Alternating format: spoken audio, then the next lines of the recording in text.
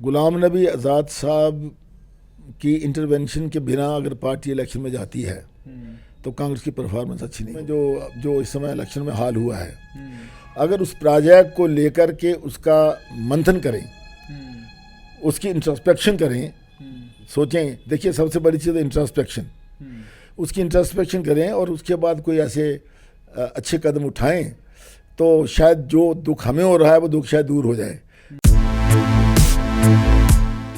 और आम आदमी पार्टी की पंजाब में जीत हुई, उसके बाद यूं कहा जा रहा था कि आम आदमी पार्टी की पंजाब की जीत का असर हिमाचल प्रदेश और जम्मू कश्मीर पर हो सकता है। और साथ में खबर यह भी कि कांग्रेस 4 राज्यों में चुनाव हार गई। हालांकि इन 4 राज्यों में से केवल पंजाब में कांग्रेस की सरकार थी, बाकी 3 जगह पर कांग्रेस की सरकार थी ही नहीं, तो हार कैसी? जहां कभी जीते ही नहीं वहां हारना क्या? लेकिन सवाल अब इस समय यह है कि जम्मू कश्मीर में ऊंट किस करवट बैठेगा।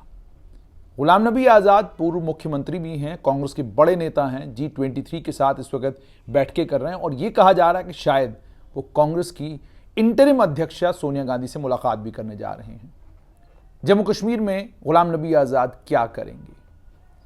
आने वाले कल में जम्मू कश्मीर में क्या कुछ होगा, क्योंकि चुनाव भी अब होने वाले हैं। गृह मंत्री भी जम्मू कश्मीर में। मेरे साथ पूर्व मंत्री आर.एस. चिब हैं। चिब साहब, सबसे पहले मुझे ये बताइएगा, अभी भी आप 24 कैरेट कांग्रेसी ही से गुलाम नबी आज़ाद ने कहा या फिलहाल आपने खैरबाद कांग्रेस को कह दिया है? देखिए, मैं तो कांग्रेस में ही हूँ। जब खैरबाद किया जाएगा या बाय बाय किया जाएगा तो सबको पता लग जाएगा, लेकिन ऐसी कोई बात नहीं है फिलहाल। कोई ऐसी बात, there is nothing like that. Chib साहब, मुझे ये बताइएगा कि गुलाम नबी आज़ाद जम्मू कश्मीर आते हैं, दौरा करते हैं, सब कहते हैं जी अलग पार्टी बना रहे हैं, अलग पार्टी बना रहे हैं, फिर एक बहुत बड़ी रैली भी होती है डोडा में, उस रैली में भी कुछ बातें करते हैं वो, फिर दिल्ली चले जाते हैं, वहाँ से कहते हैं जी मैं 24 कैरेट कांग्रेसी हूँ, फिर कहते हैं कि कांग्रेस में कभी छोड़ ही नहीं सकता, ये तो कोई बात बनती ही नहीं, तुक बनती ही नहीं। लेकिन ज़मीनी स्तर पर जो लोग उनसे जुड़े हुए हैं वो साफ तौर पर ये कह रहे हैं कि गुलाम नबी आज़ाद को अपनी अलग पार्टी बनाकर जम्मू कश्मीर के चुनावी मैदान में उतरना चाहिए, और क्योंकि वो जम्मू कश्मीर में एक बड़ा बदलाव ला सकते हैं। क्या पूर्व मंत्री आर.एस. चिब भी इस बात को मानते हैं? देखिए, गुलाम नबी आज़ाद साहब जो हैं वो न केवल जम्मू कश्मीर के बड़े नेता हैं, बल्कि मैं समझता हूँ कि गुलाम नबी आज़ाद अगर हम नेशनल लेवल पर भी देखें तो उनका जो माजी रहा है, उन्होंने ज़बरदस्त तरीके से केंद्रीय मंत्री के रूप में, रियासत जम्मू कश्मीर के मुख्यमंत्री के रूप में, राज्यसभा के लीडर ऑफ अपोजिशन के रूप में, उन्होंने एक बड़ी अच्छे ढंग से अपने कामकाज को निभाया है और जहाँ जहाँ भी रहे उन्होंने अपना नाम बनाया है। तो जाहिर है कि इस समय जो मैं समझता हूँ कि कांग्रेस की हाईकमांड में जो उथल पुथल है या कांग्रेस की हाईकमांड में हारने के बाद निराशा है, और सबसे बड़ी बात है कि कांग्रेस हाईकमांड पिछले 2 साल से क्या रही है, वो कांग्रेस हाईकमांड की जो उच्च स्तर पर जो उनकी कमेटियां हैं, जो बॉडी है, उस बॉडी में कोई बदलाव नहीं ला सके। तो उस बदलाव को नहीं लाने से न केवल गुलाम नबी आज़ाद बल्कि सैकड़ों बड़े दिग्गज नेता कांग्रेस के जो हैं वो परेशान हैं। इसलिए परेशान हैं कि वो चाहते हैं कि कांग्रेस फले फूले, कांग्रेस आगे बढ़े और कांग्रेस उन ताकतों का मुकाबला करे जो ताकतें लोगों को आपस में बांटना चाहती हैं, ज़ात पात के नाम पर, बरादरी के नाम पर, धर्म के नाम पर। तो इसलिए उस परेशानी में जितने वो नेता परेशान हैं उनमें मैं समझता हूँ कि गुलाम नबी आज़ाद का नाम सर फहरिस्त है। इसीलिए लोगों को ये मानना है कि गुलाम नबी आज़ाद को जो कांग्रेस हाई कमांड है जो इनका कद है उस कद के मुताबिक उनको अपनी भूमिका निभाने का मौका नहीं मिला, अवसर नहीं दिया गया। तो इसमें गुलाम नबी आज़ाद का दोष नहीं, ये दोष तो कांग्रेस हाईकमान का है। इसको लेकर के लोग अपनी अपनी राय रखते हैं कि आज़ाद साहब आने वाले समय में जो जम्मू कश्मीर में चुनाव आने वाले हैं, ये तो ऑलमोस्ट सर्टन है अभी कि 6 मई को डिलिमिटेशन कमीशन की रिपोर्ट फाइनल हो जाएगी, और मैं भी समझता हूँ कि अक्टूबर नवंबर में यह चुनाव हो जाएंगे। तो इसलिए लोग समझते हैं कि क्या गुलाम नबी आज़ाद कांग्रेस की जो सारी या मूवमेंट है, या कांग्रेस की जो पार्टी है, जो कांग्रेस की जो टीम है, क्या उसको हेड करके कांग्रेस के लिए काम करेंगे, या फिर गुलाम नबी आज़ाद साहब कुछ अपना सिस्टम बनाएंगे जिससे कि वो लोग जो गुलाम नबी आज़ाद से जुड़े हुए हैं उनको लेकर के वो कोशिश करेंगे कि भाई हमारे लोग जो कांग्रेस से जुड़े हुए हैं उनके साथ वो जीतें, वो आएँ, असम्बली में आएँ, अपनी भूमिका निभाएं, लोगों के कामकाज करें। तो इसलिए लोगों में फीलिंग है कि शायद गुलाम नबी आज़ाद साहब अपनी पार्टी बनाएं। लेकिन मैं समझता हूं कि जिस ढंग से गुलाम नबी आज़ाद को हाईकमान ने पिछले 6-7 महीनों से या 1 साल से नज़रअंदाज किया हुआ है, मैं समझता हूं कि गुलाम नबी आज़ाद को अपना सेटअप बनाएं तो मैं समझता हूं वो बेहतर होगा।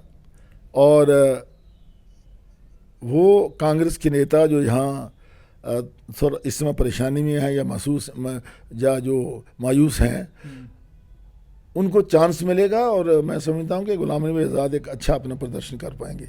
जैसे आप कह रहे हैं गुलाम नबी आज़ाद अच्छा एक प्रदर्शन करेंगे, क्या आरएसपी भी गुलाम नबी आज़ाद के साथ चले जाएंगे? देखिए, मैंने बार बार ये कहा, पिछली बार भी आपने इंटरव्यू किया था, मैं इस समय तक कांग्रेस का एक कार्यकर्ता हूँ, कांग्रेस से जुड़ा हुआ हूँ। अब देखते हैं कि ऊंट किस करवट बैठता है। लेकिन आप तो बड़े प्रबल नेताओं में आते हैं जिनका वोट बैंक पर असर है, आपकी बात लोग मानते हैं, तो ये अपने आप में एक बड़ा मैसेज चला जाता है कि आप मानते हैं इस बात को कि आप रमन भल्ला की अध्यक्षता में, वर्किंग प्रेसिडेंट है वो, उनकी अध्यक्षता में आगे बढ़ना चाहेंगे या गुलाम नबी आज़ाद के साथ चलेंगे? रमन भल्ला जी अपनी जगह पे अपने हिसाब से वो लीडर हैं, जब उनके साथ जुड़े हुए लोग या हमारे प्रदेश के अध्यक्ष मीर साहब भी अपनी जगह लीडर हैं, मैं उन पर कोई टिप्पणी नहीं करना चाहता, समझे ना। लेकिन इतना मैं ज़रूर कहूँगा कि गुलाम नबी आज़ाद का जो माजी है, जो उनकी परफॉर्मेंस रही है, अगर गुलाम नबी आज़ाद के साथ जो लोग खड़े होंगे, मुझे लगता है कि वो बेहतर परफॉर्म कर पाएंगे। क्या उसकी वजह ये भी है कि प्रधानमंत्री का सॉफ्ट कॉर्नर है गुलाम नबी आज़ाद की तरफ, और उन्होंने भी गुलाम नबी आज़ाद को बड़ी बार ये कहा कि अगर उनको किसी और भूमिका में कहीं पर अगर कोई और जिम्मेदारी दी जाती है तो उसको भी अच्छे तरीके से निभाएंगे? क्या ये कॉन्फिडेंस आपके अंदर पैदा करता है कि गुलाम नबी आज़ाद दिल्ली में भी जो सरकार है वो सरकार भी उनको मानती है, और जम्मू कश्मीर में भी उनका साइजेबल वोट पर जो है असर है? देखिए, मैंने ये कहूँगा कि उनका सॉफ्ट कॉर्नर है। मैं ये कहूँगा, राजनीति में आपने देखा होगा कि एक शख्स किसी भी जमात से संबंध रखता हो, जब वो नेशनल लेवल पे एक अच्छा काम करता है तो नेचुरली इवन अपोजिशन के लोग भी उसकी तारीफ़ करते हैं। तो शायद प्रधानमंत्री जी ने इनका कार्य जो as a leader of opposition Rajya Sabha में देखा है, शायद वो इससे उनसे प्रभावित हैं, लेकिन दैट डजंट मीन कि कोई प्रधानमंत्री का इनके प्रति सॉफ्ट कॉर्नर है। वो तो राजनीति एक अलग चीज़। मिसाल के तौर पर मुझे याद है जब पिछली सरकार में एक जो सरकार थी तो उसमें सोमनाथ चटर्जी जो सीपीएम के बड़े नेता थे, तो एज ए स्पीकर उन्होंने बहुत अच्छा परफॉर्म किया, तो लोग उनकी तारीफ़ करते थे, कांग्रेस वाले भी तारीफ़ करते, दूसरे लोग भी तारीफ़ करते थे। तो इसी तरीके से मेरे ख्याल में शायद प्रधानमंत्री जी ने उस एंगल से कि एक अच्छे पॉलिटिकल फिगर हैं, इन्होंने अपने 40 साल पॉलिटिकल कैरियर में लोगों के लिए अच्छा काम किया है। लेकिन आपकी जैसे वकालत गुलाम नबी आज़ाद की कर रहे हैं तो ऐसा लग रहा है कि आप में भी सॉफ्ट कॉर्नर है गुलाम नबी आज़ाद को लेकर। नहीं, मैं कहीं भी रहूं, लेकिन जो गुलाम नबी आज़ाद साहब के हमने साथ काम किया, जो कर रहे हैं, जो उनका हमने काम देखा है, हम कहीं भी रहें हम हमेशा उनकी तारीफ़ करेंगे। चीफ साहब, मुझे ये बताइएगा कि ये तो गुलाम नबी आज़ाद को लेकर बात हुई, लेकिन जब हम जम्मू कश्मीर की राजनीति की बात करते हैं, आप कांग्रेस को जम्मू कश्मीर में कहाँ पर देखते हैं? आपके नेता जो गुल अरनास गुलाबगढ़ के नेता थे वो आपकी पार्टी को छोड़कर चले गए, उसके अलावा कश्मीर में जो कुछ आपके नेता थे वो आपको छोड़कर चले गए, जम्मू में एक बड़ी टीम आपको छोड़कर चली गई, श्यामलाल शर्मा चले गए, अन्य कई और नेता चले गए। तो मुझे ये बताइए, आप कांग्रेस को आने वाले चुनाव में जम्मू कश्मीर में अगर गुलाम नबी आज़ाद को कमान नहीं दी जाती और इसी सेटअप में चुनाव लड़ा जाता है, क्या आपको लगता है कि कांग्रेस कैसा परफॉर्म करेगी? बड़ा छोटा सा जवाब है इसके लिए।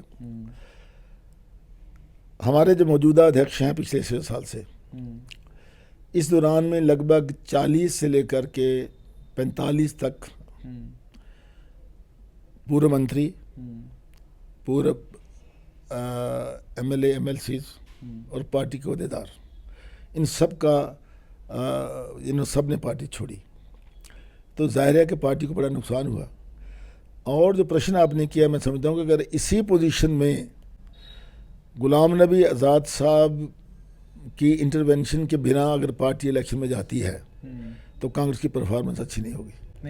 तो मुझे साहब ये भी बताइएगा कि ये तो कांग्रेस को लेकर है, लेकिन आपको दुख नहीं होता? आप चूंकि कांग्रेस के जो टॉप लीडर एक वक्त में होते थे, उन लीडरों के बड़े करीब रहे हैं आपने कांग्रेस का गोल्डन सुनहरा दौर देखा है।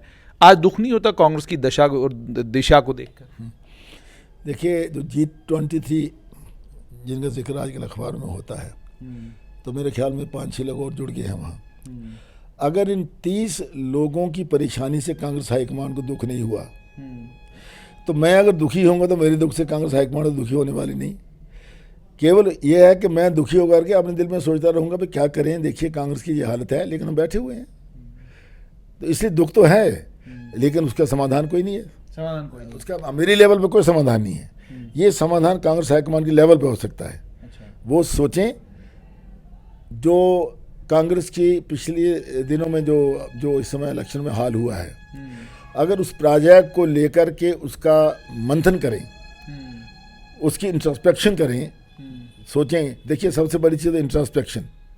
उसकी इंट्रोस्पेक्शन करें और उसके बाद कोई ऐसे अच्छे कदम उठाएं, तो शायद जो दुख हमें हो रहा है वो दुख शायद दूर हो जाए। लेकिन मुझे लगता नहीं कोई ऐसा करेगा।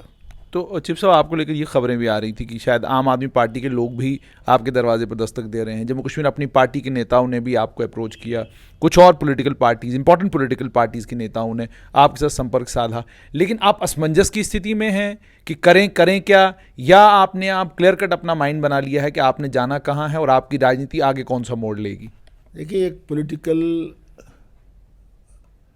बंदा जो होता है, जो पॉलिटिक्स से 38-39 साल से जुड़ा हुआ है, स्पेशली मैंने अपना शानदार एयरफोर्स का करियर भी छोड़ा और मैं पॉलिटिक्स में आया, और भगवान की कृपा से मुझे नेशनल कॉन्फ्रेंस में भी और कांग्रेस में भी अच्छी पोजीशन में काम करने का मौका मिला। तो ऑब्वियसली हर इंसान किसी समय एट ए गिवन टाइम जो परिस्थितियां आगे पीछे होती हैं अलग अलग जमातों में, चाहे वो अपोजिशन में हो चाहे अपनी पार्टी में हो, तो उनका मंथन तो करता ही है, चिंतन भी करता है, मंथन भी करता है, सोच भी करता है कि हम क्या करें। यहाँ तक आपने कहा आम आदमी पार्टी का भी एक बड़ा शानदार तरीके से जो उन्होंने प्रदर्शन किया है पंजाब में, और दिल्ली में तो आपने देखा होगा कि 2-3 बार वो उन्होंने बड़े बड़े दिग्गज नेता बीजेपी के वहाँ प्रचार कर रहे थे, माननीय अमित शाह जैसे लोग, तो कुछ नहीं हुआ। तो आम आदमी पार्टी का मुझे लगता है कि उनके पास भी एक बड़े सिस्टमेटिक पॉलिटिकल प्लान है जिसके मुताबिक वो चल रहे हैं। और जाहिर है कि पंजाब के बिल्कुल इमीडिएटली सटा हुआ है जम्मू, हिमाचल में भी इलेक्शन हो रही है, हिमाचल में मैं सुनने में आता है कि वो काम शुरू किया हुआ, और यहाँ भी पिछले 2-3 साल से वो अंडरग्राउंड काम कर रहे हैं। तो अगर एक बड़े पैमाने पर अरविंद केजरीवाल या भगवंत मान या उनके साथियों की यहाँ एंट्री होगी जम्मू में, तो मैं समझता हूँ कि जो 2 चीज़ें इस समय हैं, एक तो बीजेपी के भी प्रति लोगों के इतना विश्वास नहीं रहा, बीजेपी ने भी बहुत गलत काम किए जिसमें लोगों के एम्प्लॉयमेंट पर असर पड़ा। यहाँ की जो बिजनेस थी, बड़ी बड़ी बिजनेस, वो सारी इन्होंने बाहर के लोगों को दे दी, जैसे आपका लिकर ट्रेड था, आज सारा पंजाब के लोगों के हाथ में है। जैसे आपकी सैंड माइनिंग थी, वो सारी पंजाब के लोगों के हाथ में है। जितनी कंस्ट्रक्शन हो रही है, जैसे एम्स की कंस्ट्रक्शन हो रही है, जो बड़ी बड़ी जो कंस्ट्रक्शन हो रही है, जैसे फ्लाईओवर बन रहे हैं, वो सब बाहर के लोगों पर है। इससे जम्मू के लोग जो हैं परेशान हैं, महंगाई है, यूथ परेशान है, बाहर के लोग यहाँ आ रहे हैं। तो एक तरफ तो बीजेपी की पोजीशन में वो इतनी साउंड नहीं है, और कांग्रेस में आपसी लड़ाई है। ठीक। तो इस लड़ाई में अगर एक सिस्टमेटिक ढंग से आम आदमी पार्टी यहाँ एंटर होती है तो मैं समझता हूँ कि शायद पॉसिबिलिटी है कि वो भी जम्मू के लोगों को प्रभावित करें और वो भी अपना कुछ ना कुछ हिस्सा जो उससे ले लें और आगे बढ़ने की शायद वो कोशिश करें। लेकिन ऐसा लगता है कि आरएसएफ जो है वो गुलाम नबी आज़ाद के साथ ही अपने आप को मानते हैं कि ठीक है उन्हीं के साथ आगे बढ़ा जाए, या आप भी अभी तक सोच रहे हैं? सवाल आज़ाद साहब का नहीं है, सवाल है कांग्रेस का। मैं टिल डेट आई एम इन कांग्रेस आपके सामने बैठा हूँ। लेकिन कल का पता नहीं। कल क्या है, देखिए राजनीति में यहाँ क्या क्या होते हैं। जब बड़े बड़े लोग जो किसी ज़माने में नेशनल कॉन्फ्रेंस के अपने स्तून के बड़े दावे करते थे, आज कहाँ हैं वो? और वो स्तून जो थे मिनटों में गिर गए। मैं किसी का नाम नहीं ले रहा, मैं एक जनरल बात कर रहा हूँ।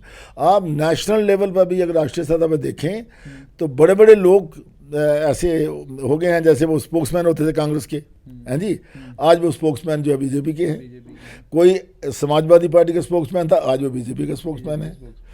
कोई कांग्रेस का स्पोक्समैन था, वो आज बीजेपी में। हाँ, समझे। अंत में बताइएगा चिप साहब कि भारतीय जनता पार्टी आपके लिए एक अल्टरनेटिव क्यों नहीं? मैंने कभी आपके मुंह से ये नहीं सुना कि मैं बीजेपी ज्वाइन करूंगा। मैं आपको ये कहना चाहूँगा इस बात पर जो है मैं क्यों नहीं कहता, जैसे मैंने खुद भी कहा अभी कि लोग धीरे धीरे धीरे जान गए हैं। तो कुछ भारतीय जनता पार्टी की कुछ अप्रोच है वो दिली तौर पर मुझे पसंद नहीं। एक पर्टिकुलर लाइन पे चलना जो है वो इस देश को सूट नहीं करता। ये देश हिंदुस्तान जो है, जो भारत है, भारतवर्ष सदियों से देखिए, जैसे इलामा इकबाल ने कहा था, कुछ बात है कि हस्ती मिट्टी नहीं हमारी, सदियों रहा है दुश्मन दौरे जमा हमारा। इसीलिए आज भी भारत दुनिया में खड़ा इसलिए है कि भारत की जो एकता है, यहाँ की जो गुलदस्ता है, ये इसको इकट्ठा जो रखेगा वही आगे बढ़ेगा। धीरे धीरे जो बीजेपी की मैं सोचता हूँ सोच है उसमें कुछ मैं शायद मैं गलत भी होऊंगा, कुछ कमियां महसूस होने लगी हैं उस बात में। दावे बड़े किए, दूसरी बार दावे बड़े किए, दावे पूरे नहीं हुए। अच्छा, नौजवानों में खासकर जैसे 370 जब यहाँ से गया तो ठीक है, 370 में इन्होंने कहा कि हमने जम्मू कश्मीर को इंटीग्रेट कर दिया है। मैं भी इस बात की तायद करता था कि अच्छी बात है कि ये जो झगड़ा है ख़त्म हो जाना चाहिए and there should be complete integration of JNK with India, और ये 370 जाने से ये हो गया। लेकिन मुझे आज बताइए, आज 2 साल से ज़्यादा हो गया है, 2.5 साल हो गए ऑलमोस्ट। जम्मू कश्मीर अगर एक यूनियन टेरिटरी है या एक स्टेट है, पहले स्टेट थी या यूटी है। सबसे पहले तो उन्होंने गलत किया जो स्टेट को यूटी बनाया, वो नहीं बना, डिमोट कर दिया। It was a wonderful state, एक बड़ी प्रीमियर स्टेट थी, इसका एक अपना रुतबा था, उसको उन्होंने ख़त्म किया। अगर जम्मू कश्मीर जो है वो एक स्टेट है तो मुझे बताइए, एक प्रश्न मैं आपसे पूछता हूँ, क्या कश्मीर के लोगों में 2.5 साल में कोई सोच में फ़र्क आया है? बिल्कुल नहीं। आज भी कश्मीर में वही सोच है जो पहले थी। People are totally alienated. Election करवा लेंगे आप, आपने पंचायत का इलेक्शन करवाया, आपने BDC का इलेक्शन करवाया, आपने DDC का इलेक्शन करवाए, और आपने इंटरनेशनली बता दिया कि मैंने इलेक्शन करवा दी। क्या सोच बदल सके आप? Could you change the minds of the people of Kashmir? You could not do that. आज भी बड़े बड़े नेताओं के जो बयानात वहाँ से आते हैं, देखिए, दे रिप्रेजेंट द पीपल। मैं कहता हूँ कि एक आदमी बड़ा नेता होगा, ज़्यादा लोगों को रिप्रेजेंट करता होगा, एक छोटा होगा, बड़ा होगा। आज भी उनके जो बयानात आते हैं वो उनमें एक झलक नज़र आती है कि दे आर नॉट सेटिस्फाइड। ये बात अलग है। आज भी मैंने कुछ बयान पढ़े हैं बीजेपी के लीडरों के, जहाँ वो कहते हैं कि PAGD जो है वो गुपकार लाइन से कुछ भी नहीं हमारे सामने, उसको फूंक मारेंगे, हवा से उड़ा देंगे। But is it possible? It's a democracy. You can't undermine any political organization, cannot undermine the people of a particular region, particular area and all that. तो ये चीज़ें जो हैं, मैं कहता हूँ कि इससे अगर आप इस अप्रोच से चलेंगे तो आपके संगठन में, आपके सेटअप में कमजोरी आएगी। बहुत बहुत शुक्रिया। तो ये थे पूर्व मंत्री आरएसएफ दो बातें बहुत अहम। पहली बात तो ये कि गुलाम नबी आज़ाद को जम्मू कश्मीर की कमान दे दी जानी चाहिए और गुलाम नबी आज़ाद पर जो कांग्रेस की हाईकमांड है उन्हें यकीन करना होगा, तब जाकर ये काफिला जम्मू कश्मीर में आगे बढ़ सकता है। और अगर वैसे बात नहीं बनती, अगर वो अपना भी एक संगठन बना लेते हैं, तब भी वो जम्मू कश्मीर में एक बड़ी चुनावी हलचल करा सकते हैं। और दूसरी बात ये कि मैं अभी तक कांग्रेसी हूं, कल का पता नहीं।